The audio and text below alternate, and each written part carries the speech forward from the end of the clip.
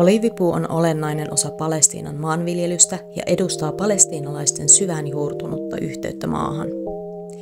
Oliivin oksa on rauhan symboli. Se edustaa pyrkimystä rauhaan ja loppua miehitykselle.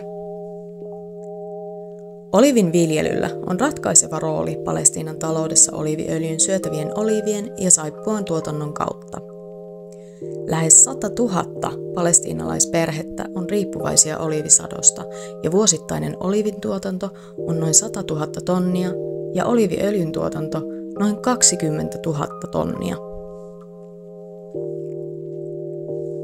Mahmoud Darwishin sanoin, jos oliivipuut tuntisivat kädet, jotka istuttivat ne, niiden öljy muuttuisi kyyneliksi.